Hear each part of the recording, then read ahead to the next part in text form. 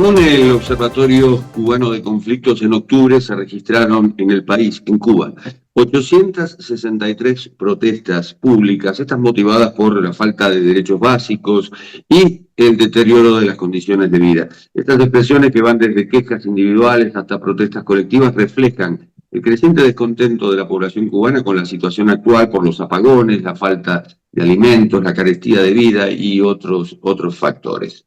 Estamos con Boris González Arenas, que es escritor y periodista independiente. Nació en 1976 en Cuba, siempre ha vivido en La Habana y pese a provenir de una familia integrada al proceso revolucionario, Boris se distanció. Estudió historia y literatura en la Universidad de La Habana y en la Escuela Internacional de Cine y Televisión de San Antonio de los Baños, donde impartió la cátedra de Humanidades como docente en 2009. Al año siguiente abrazó la disidencia anticomunista y colaboró en los proyectos políticos Otro 18 y Cambio. En este momento se encuentra en España. Se encuentra en España porque le han permitido salir por primera vez en años. Esto es porque tenía una prohibición. Y allí en España participó Boris de la Conferencia Latinoamericana de Periodismo de Investigación Colpín y del Foro de Diario de Cuba, del cual es colaborador. Boris, bienvenido.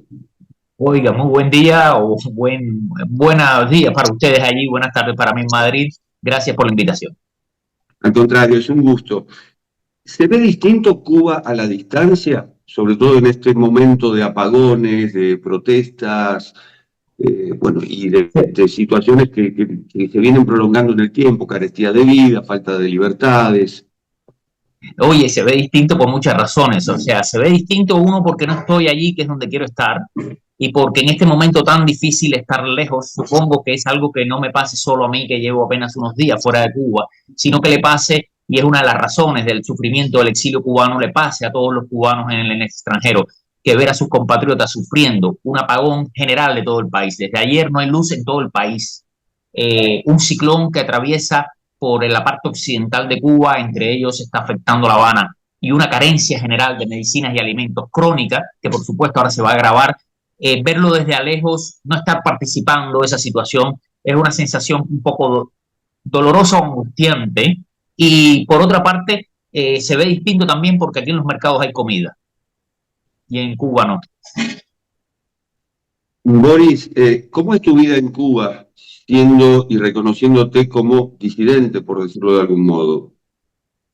Bueno, en Cuba, la vida, bueno, la vida de todos los cubanos, o sea, la mía corresponde un poco con la vida de todos los cubanos, que es dedicar una buena parte del día a buscar alimentos, una buena parte del día a preparar alimentos. O sea, el que no vive en Cuba, una persona que vive en Buenos Aires, más o menos puede suponer el tiempo que demora un madridista en procurarse el alimento y en buscar el alimento en alguna parte. En Cuba, esa es una tarea prácticamente que ocupa una buena parte del día. Preparación, o sea, se come siempre en la casa, no se come en la calle. Entonces, la vida cotidiana del cubano está marcada por la búsqueda, la procuración de alimentos. Eso es lo general. Ahora bien, cuando eres un activista, un disidente, cuando te opones a la revolución castrista, eh, tienes, si no eres un preso político, porque tenemos muchos que son presos políticos, pero me estás preguntando a mí, no soy un preso político, tienes el peligro del acecho familiar, el acoso sobre la familia, llaman por teléfono.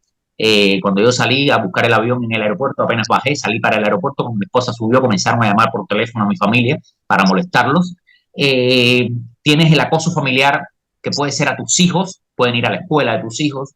Tienes que días de actividades o algo así que el castrismo determina, pueden ponerte, me ponen patrullas militares fuera de la casa, paramilitares fuera de la casa, con patrullas policiales, y entonces así controlan la salida del hogar o no. De hecho, las Damas de Blanco, que es una extraordinaria organización de mujeres que se oponen al castrismo y que procuran la libertad de los presos políticos, tienen un hashtag que se llama La Casa No es Calabozo. O sea, ellas sí salen a la calle, son mujeres de extraordinario valor personal. Yo, mi vida transcurre básicamente en mi casa, en mi hogar, en los últimos años en que nuestros colegas todos han ido al exilio o una extraordinaria cantidad de colegas se ha ido al exilio.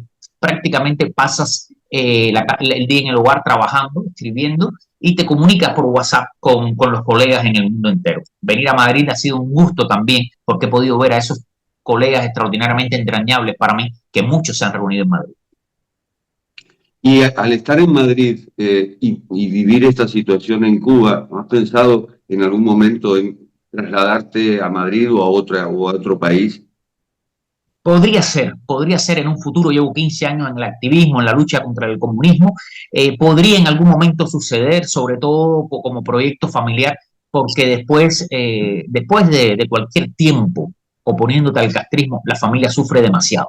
Y la familia es una gran prioridad. Y sufre demasiado, quiero decirte que yo he visto esposas de activistas enfermarse de los nervios, personas, mujeres maravillosas con las cuales converso cotidianamente y de pronto, después de un asalto a la casa del activista, después de una detención violenta del activista, sencillamente pierden la razón y necesitan tratamiento psiquiátrico, necesitan medicamentos. O sea, cuando te digo la familia sufre, es un sufrimiento real, es un sufrimiento tangible en los cuerpos, nuestros cuerpos.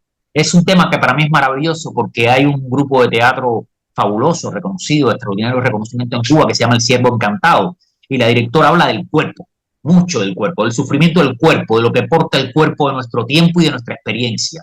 Y cada vez que ella habla, ella no es una disidente, no es una opositora al régimen comunista, o sea, disiente del régimen comunista, pero no es una opositora en el sentido de que sea una activista política, pero cada vez que ella habla, yo pienso en todos los opositores que conozco y en mí mismo y efectivamente en cómo portamos el sufrimiento y el dolor. Y mi familia es portadora de ese dolor también y de ese sufrimiento como personas entrañables con respecto a mí. Y frente a ese dolor de la familia, de los que están cerca, yo me pregunto, y te pregunto como periodista, como escritor, ¿en algún momento no te han dicho, Boris, pará, y eso te provoca autocensura? Son temas verdaderamente emocionantes. Mi familia ha sido un apoyo extraordinario, mi familia más próxima ha sido un apoyo extraordinario desde el primer momento. Te digo, hay familias que se rompen, muchísimas familias se rompen cuando un miembro decide oponerse al régimen comunista. Madres expulsan a sus hijos de las casas, hermanos expulsan a sus hermanos de las casas, o sea, pero son muchos, ¿eh? Te estoy hablando, estoy pensando en muchísimos nombres.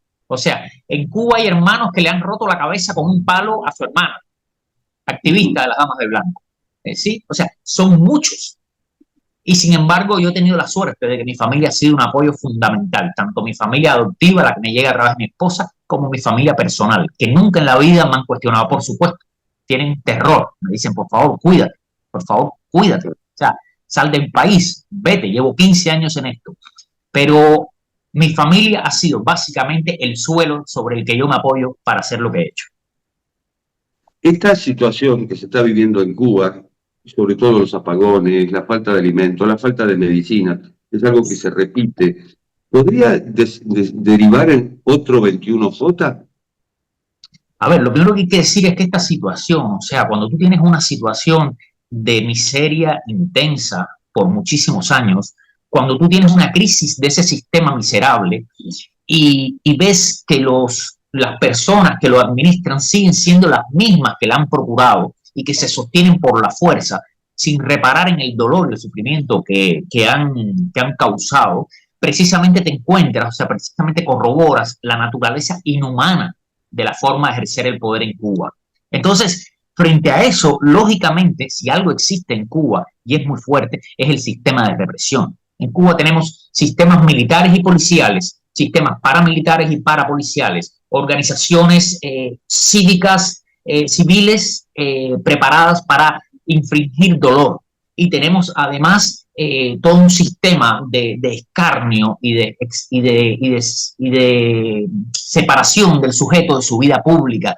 Es un sistema muy grande de opresión. Por supuesto que este sistema está en crisis en este momento. También el sistema de opresión está en crisis, porque la crisis es demasiado grande y los toma a ellos. Sin duda va a haber una movilización ciudadana más tarde o más temprano. El tema es que esa movilización tiene que brotar casi siempre de manera espontánea frente a los grandes hitos de la crisis y las personas tienen delante de sí el reto de enfrentar toda esta maquinaria de represión que en un final no es otra cosa que el Estado cubano o el Estado castrista. Por enésima vez se ha votado en Naciones Unidas sobre el embargo, que en Cuba se llama bloqueo, y nuevamente Estados Unidos e Israel insisten en que es una buena medida, pero y Moldavia se abstuvo. Pero la lectura es que, en cierto modo, el embargo, o bloqueo, como lo llaman en Cuba, se ha convertido en el gran escudo de la dictadura. ¿En un qué de la dictadura? Escudo o excusa de la dictadura para todos los males que tiene Cuba.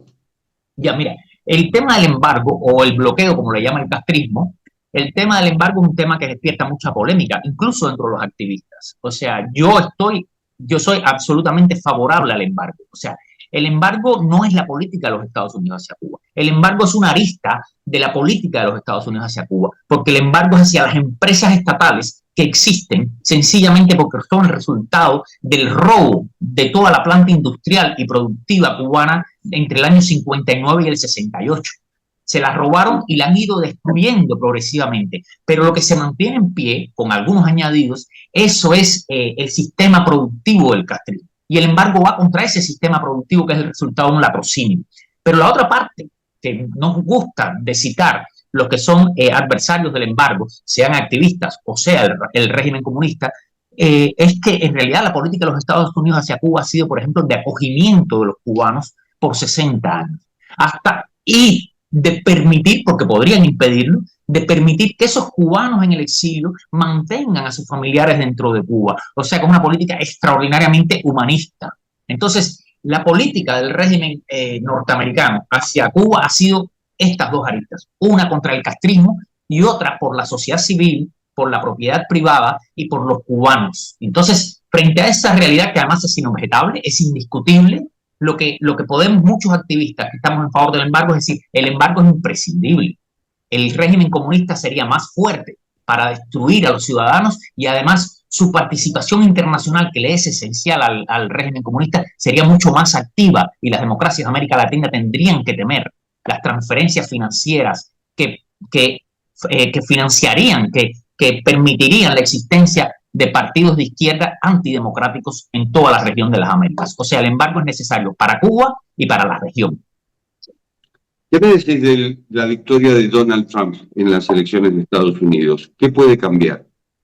Mira, es extremadamente polémico porque la figura de Donald Trump es el presidente de los Estados Unidos. O sea, que el interés cubano dentro de los Estados Unidos es ínfimo, es mínimo, porque realmente los Estados Unidos como potencia global, como Rusia, como la Unión Europea, como China, o sea, tienen una arista de intereses muy grandes. Entonces, para los cubanos es muy difícil hablar de Donald Trump, porque si se critica un poco a Donald Trump, parece que su política anticastrista se está cuestionando, y no es ese el caso. O sea, hay cubanos que consideramos que la política, la firmeza de Donald Trump contra las dictaduras latinoamericanas, como son la de Venezuela y la de Cuba, son excepcionales.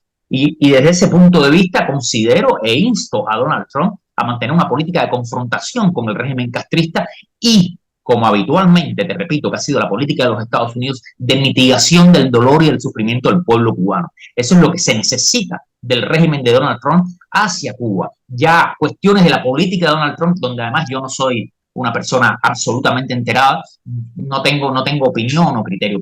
Se necesita un presidente firme contra las dictaduras, no porque nos necesitamos nosotros los cubanos, es porque se necesita que las figuras políticas de la democracia sean firmes contra las dictaduras y se necesita también una visión humanista que le permita a las víctimas de la dictadura buscar el resarcimiento al daño que sus gobiernos dictatoriales hacen. Eso es lo que te puedo decir sobre Donald Trump. Es que se ha probado todo con Cuba, porque fíjate que durante el gobierno de Obama, de Barack Obama, hubo una apertura, una suerte de intercambio. Luego vino el gobierno de Trump con política dura, Joe Biden que decidió desplazar a Venezuela, Nicaragua y Cuba de la Cumbre de las Américas. En fin, desde Estados Unidos se ha probado todo y realmente no ha surtido efecto. Este es el problema. A ver, Jorge, el tema es este, o sea, la soberanía de las naciones es un principio del derecho internacional. O sea, cuando tú dices se ha probado todo lo que un país que respeta el derecho internacional puede ser. Rusia no lo respeta e invade Ucrania. China no lo respeta y pretende tomarse una tajada del mar de China Meridional a pesar de los tratados internacionales que ya le han dicho no lo puedes hacer. Entonces, los Estados Unidos no pueden invadir a Cuba así de una manera arbitraria o de una manera insensible. Se ha probado todo lo que los Estados Unidos pueden probar. Y hay algo muy importante. Cuando tú dices no se ha caído el régimen comunista, no, es que los regímenes comunistas no son fáciles de caer, pero se le ha impedido a través del embargo, a través de las presiones internacionales, se le ha impedido al régimen comunista ejercer una presión negativa sobre el conjunto de los países de una manera mucho más activa. Pero además, cuando hay activistas cubanos que no ven esto que te voy a decir, o sea, cuando los órganos internacionales, que tampoco pueden invadir Cuba, cuando los órganos internacionales de derechos humanos señalan a Cuba, el régimen comunista precisamente se resiente. Se crean los precedentes, digamos, documentales del horror que el comunismo le ha infligido a nuestro país. Entonces, se ha probado todo lo que se puede probar desde el régimen de derecho. Pretender, vamos sobre ese país con cohetes y matemos a todos los que están ejerciendo la dictadura, eso ya no es un Estado de Derecho, eso es un Estado de agresión y de invasión. No es algo que no se puede hacer, pero es algo que un país no se lo puede tomar a la ligera, porque entonces caemos en la ley, en la ley del oeste. Y precisamente si queremos un mundo de derechos, si queremos un mundo de respeto de las instituciones, es precisamente para revertir el oeste, para revertir una vida de sables o de duelos o de confrontaciones absolutamente indignas de la civilización y del género humano. Boris, ha sido un placer. Muchísimas gracias. Un placer para mí conversar con ustedes. Muchísimas gracias a Cadal también. A Jorge, por supuesto, a Lisset, y muchísimas gracias a Cadal. Un fuerte abrazo. Y esto ha sido Cuarto de Hora, el programa de Cadal TV que se retransmite en el canal E de Buenos Aires. Nos encontramos en la próxima. Chao.